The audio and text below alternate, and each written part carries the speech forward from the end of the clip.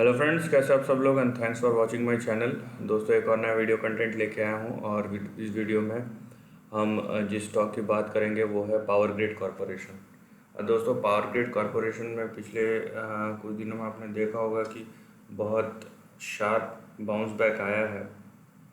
And now देखिए, electricity वैसे भी हमारी ज़रूरतों में से एक है, right. So power generation and distribution की कम कैटेगरी में आता है, तो हमारी नीड्स तो है। अब बेसिकली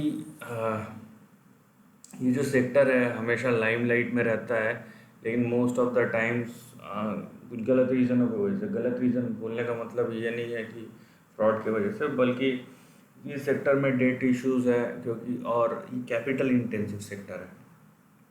लेकिन इस कंपनी में ख़ास बात यह है कि इसका जो मेजॉरिटी जो प्रमोटर स्टेक है वो गवर्नमेंट के पास है। सो डेट है भी तो कोई इशू नहीं है एक तरीके से। अगर ये प्राइवेट कंपनी होती है बहुत बड़ा कंसर्न होता। लेकिन हाँ, ये बात तो है कि भाई अगर आप इंडेटेड कंपनी है तो आपको जो वैल्यूएशंस मिलेंगे वो भी उसी तरीके से मिलेंगे, और जब मार्केट ख़राब होगा तो शेयर प्राइस फॉल भी उसी तरीके से होगा। नाउ अब यहाँ पे देखेंगे आप कि ये जो स्टॉक है बिल्कुल अपने सपोर्ट लेवल के पास आगे खड़ा हुआ, उसके बाद बहुत बड़ा बाउंस बैक या शार्प पुल बैक आप बोल सकते हैं आया है। और ये आया कहाँ से है आप देखिए कि यहाँ पे जो इंटरमीडिएट रेजिस्टेंस है वहीं से उसने सपोर्ट लिया है।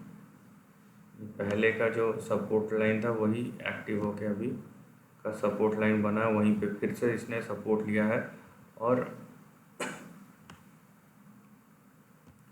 वहाँ से ये ऊपर जा रहा है।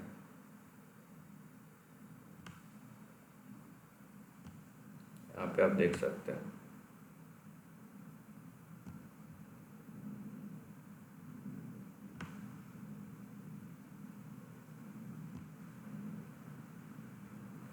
ये बेसिकली आपका ट्रेंड हो जाएगा, लॉन्ग टर्म ट्रेंड।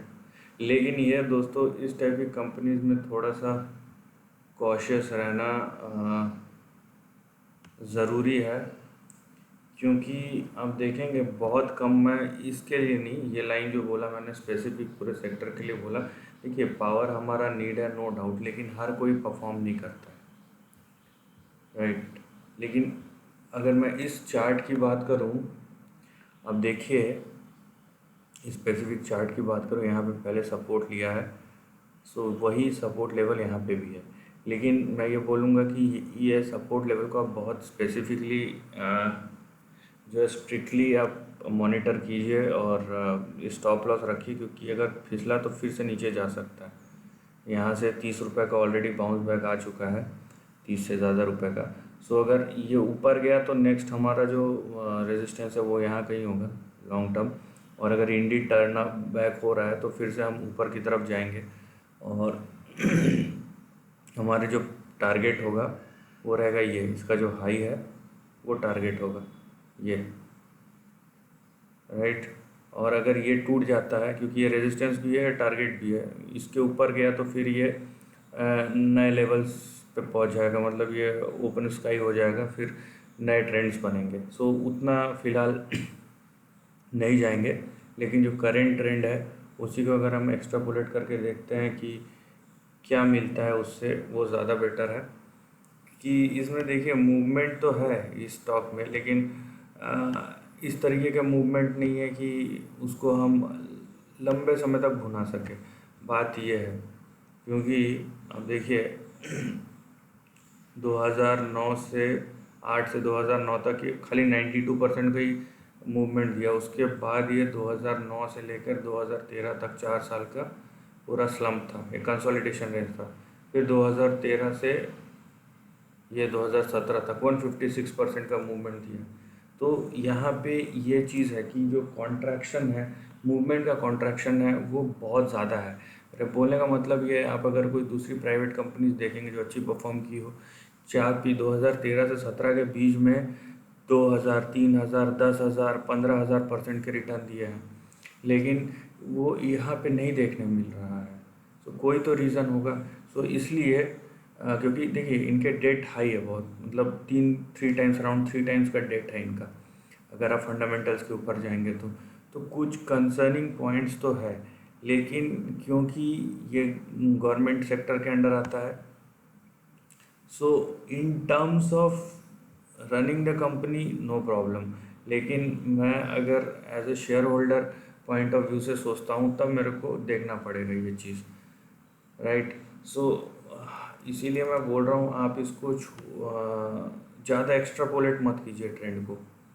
यहाँ पे देखिए है आपके लिए सपोर्ट एंड रेजिस्टेंस भी मैंने बना दी। ये देखिए यहाँ पे ये जो रेजिस्टेंस था ये वही सपोर्ट है, और चाहे आप ऐसा खींचे या ऐसा खींचे, सो angles does make a difference.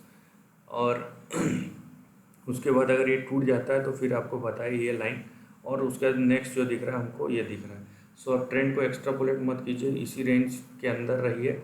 और ये इसका हिस्ट्री रहा है कि इतने लंबे समय में भी, 4 साल में भी आपका कम, मैं रिलेटिवली बोल रहा हूँ, आप अगर किसी एफडी से कंपेयर करेंगे तो ये अच्छा रिटर्न है, लेकिन आप अगर किसी स्टॉक टू स्टॉक कंपेयर करेंगे तो शायद ये ना हो। सो यहाँ पे आपको समझने की ज़रूरत है, उसी हिसाब से अपना डिसीजन लेने की ज़रूरत है। तो दोस्तों ये छोटा सा वीडियो था पावर ग्रिड कॉरपोरेशन के ऊपर, एंड आई होप आपको ये वीडियो इन्फॉर्मेटिव लगा होगा। अगर ऐसा है तो प्लीज़ मेरे वीडियो को लाइक और शेयर कीजिए, थॉट्स कमेंट सेक्शन में लिख के बताइए, और ऐसे ही नए कंटेंट के लिए मेरे चैनल को प्लीज़ सब्सक्राइब कीजिए। Lastly, take care of your family and friends.